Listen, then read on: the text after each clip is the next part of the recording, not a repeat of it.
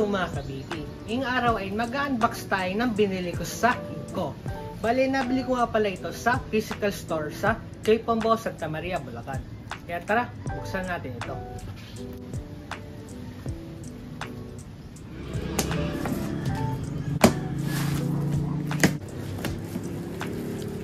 Yan, yung kanyang manual niya, nandito.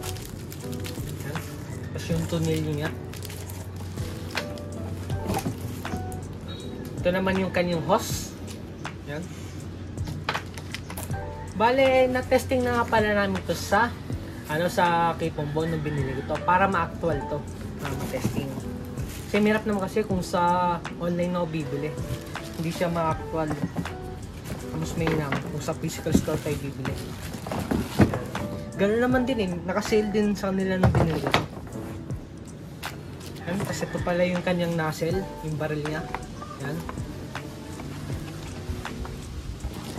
Tapos yung pang-extend niya. Yan, balik ganyan yung kahaba.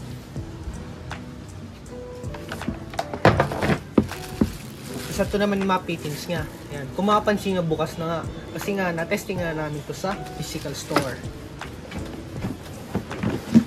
Yan. Tapos ito pa yung mga accessories. Tapos ito na yung kanyang motor. Yan.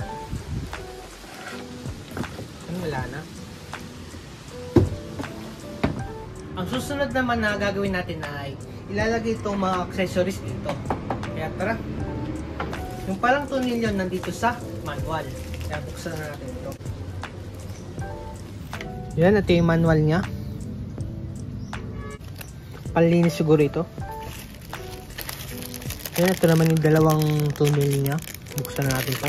Lalagay natin dito sa handle niya. Itong harap, papatalikod natin siya ikakabit. Bali ganyan. Pansin nyo lang yung groove dito. Yan, bali ganito lang yan. Yun. Tapos, yung dalawang tornilyo, lalagyan natin dito. Dito naman. Itong sabitan na to, dito natin siya ipapasok. Bali ganito ang forma niyan. Yan, patalikod. Pasok natin dito. Yan.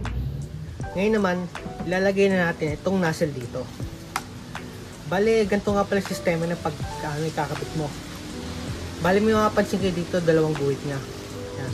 So, dito naman, may papasukan dito na dalawang guhit din. Ngayon, ang gagawin mo, itapat mo lang siya sa guhit niya. Yan. I-push mo siya, papasok. Tapos, clockwise mo siya. Yan, hindi siya matatanggal. Pag naman tatanggalin mo siya, ano naman siya, counterclockwise pa, kaliwa. Bali ganito. Bali pupush mo ulit siya. Push, tapos counterclockwise. Yan, ganun lang siya kadali. Yan, pagkakabit mo, clockwise. Push, clockwise. Yan, hindi siya matatanggal. Ganun din guys kung kakabit nyo tong pang-foam niya dito. Yan. Itong guhit nga, papasok mo siya dito. Yan. Push, tapos clockwise. Yan. Yan na siya. Pagtatanggalin mo, push, counter. Yan. Ganun siya. Ngayon naman, kakabit natin yung mga fittings niya. Bale, ito yung natin kakabit. Yung clear niya. Papasok natin siya dito. Yan. Pasok. Clockwise yung rotation niya. Tapos ito naman yung next niya. Yung kanyang fittings. Bale, itong butas na ito, ipapasok mo yun dito. Bale, plug and play lang yan. Yun, ganun lang. Pag naman tatanggalin mo, papunta sa iyo. Yan. Tapos, pasok ulit natin. Yan. Bale, dito nga pala manggagaling yung source natin. Yan, papasok dito.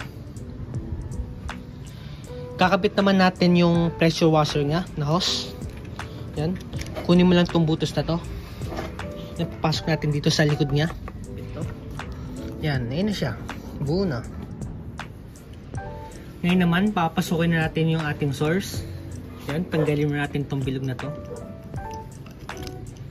Tapos yung hose natin na manggagaling sa gripo natin, papasok natin siya dito sa gitna na yan. Yan, huwag natin ito kakalimutan. Yan, pasok natin dito sa gitna. Yan, tanggalin mo natin to para di makasagabal. Yan, sagad natin hanggang dulo. Tapos itong lock nya, sulin natin dito. Tapos itong pitig sa atin, papasok ulit natin dito. Plug and play. Yan, nice na. Yan ito sa pagkakarolyo. Para matesting natin to. Dahil China made to, gagamit ulit tayo ng adapter. Yan.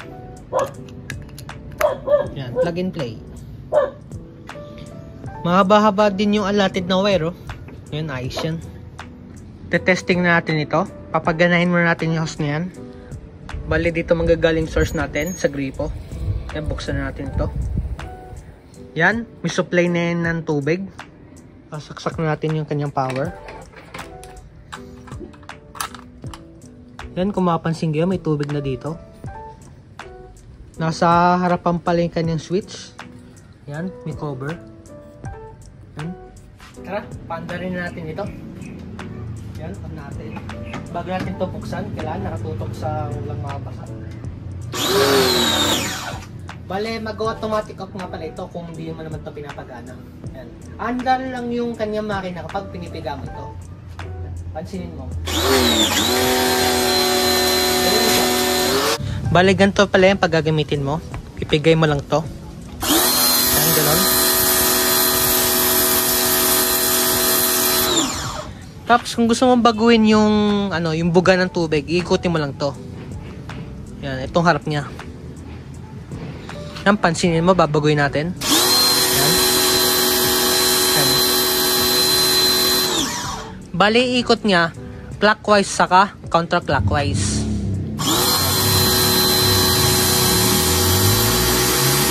Yan, ganun lang siya kadaling gamitin. Yan, napakalakas.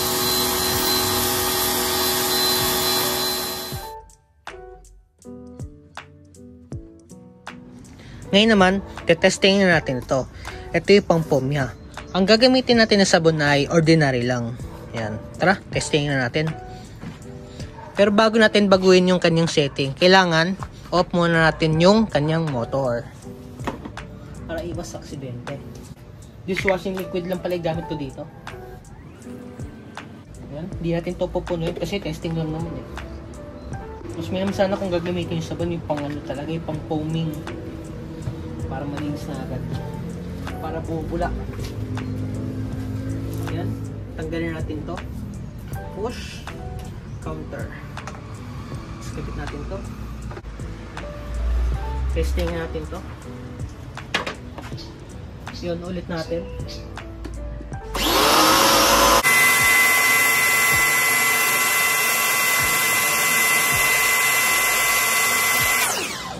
Kung mapapansin nyo, di masyadong bumula. Kasi di naman talaga ito pang foaming eh. Ordinary soap lang yung gamit natin eh. Ayun. Di masyadong effective. Mas mainam talaga yung pang foaming yung gamitin nyo. Inisin pa natin ito.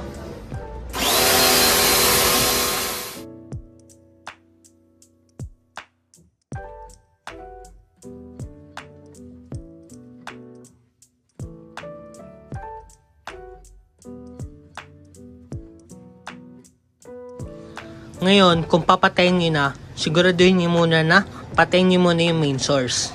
Yan. Tapos, patayin mo dito sa kanyang power off. Tapos tanggalin mo na to. Yan, para mawala yung pressure. Tapos ngayon, sisimutin natin yung laman nito sa loob. Pandalin ulit natin. Yan. Tapos buksan natin para mawala yung tubig nito sa loob. Tapos ulit natin. Ang purpose lang nun, para mawalan ng tubig yung loob na yan. Para di tayo naiimbakan. Yung likod, aalisin nyo na. Yan. Tanggalin nyo muna sa pagkasaksak. Yan. Tapos tanggalin mo na dito sa likod. Counterclockwise yung pagtanggal. Yan, gano'n lang simple. Yan, ganito na pagkalas niyan. Pindutin mo tong pindutan na yan. Tapos sugutin mo na. Gano'n lang simple. Tapos tatanggalin natin dito sa pagkaka-extend. Push counterclockwise. Yan, ganoon lang kasimple. Ngayon naman, aalamin natin yung mga specification nito, yung mga sukat. Kaya tara, sukatin natin ito. Sukatin natin itong nozzle niya. Ang kabuuang haba ay 90 cm. May kahabaan din siya. Kaya pag kung titira kayo sa ilalim, medyo may hirapan kayo. Kasi mahaba. Tapos yung pigaan niya, nasa 12 cm. Yan. Sukatin naman natin yung ating hose.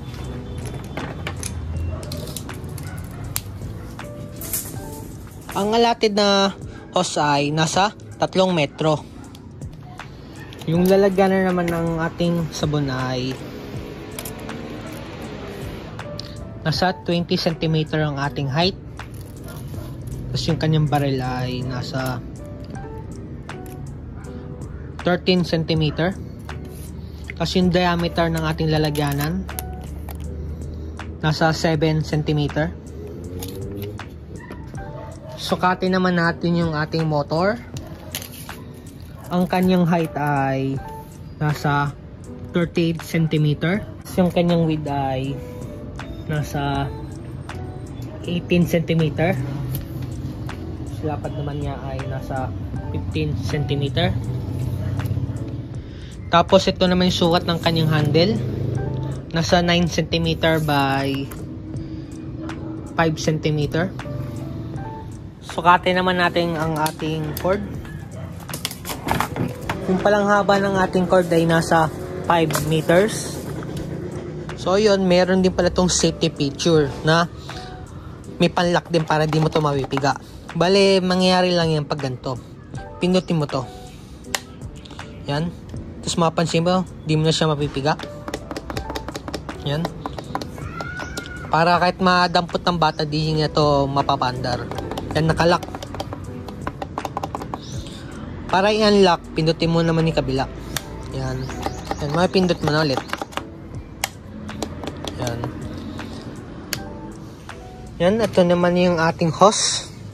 Sana susunod, mas mahaba na yung maging allotted ng inko. Para kahit saan, pwede mo yung dalhin. Yan. Maiksi lang kasi yung allotted niya eh. Yan, kung mapapansin mo, meron siyang maximum na PSA na pwede mong paggamitan.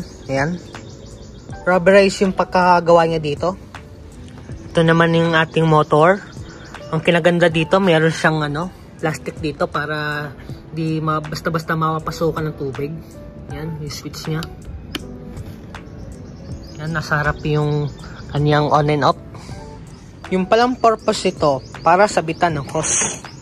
Yan, parang ganyan yan. Yan. Ito naman yung likod ng ating pressure washer. Yan. May nakalagay, wag mo ito tutok sa mga tao. Yan, sa mga hayop. Yan, sa mga electrical wire. Yan. Kasi mapanganib yan. Yan. Safety guide yan. Yan, ito na may likod ng ating Inco pressure washer. Yan. Yung palang watch ito ay nasa 1.4. Yan. Buti na lang yung ginawa ng Inco dito medyo mahaba. Kaya kahit sa modeling niya na ipoobra. Yan. 5 meters yung allotted na wire. Yan. Gagamit nga lang kayo ng adapter. Nabili ko nga pala ito sa halagang 3,400 pesos. Yan. Doon sa K-pop ko. Masab nga pala ito sa mga kagaya kong may sasakyan. Kagaya ng jeep, bisikleta at tricycle. Yan. Kailangan din to sa mga bahay natin. Kasi gaya ng nilinis ko kanina. Yan. Yung pader na puro lumot. Yan. Sa mga gustong bumili ng product nito, lalagay ko lang sa ibaba yung link kung saan pwedeng mabili. Ito na nga pala guys, magtatapos ang aking vlog.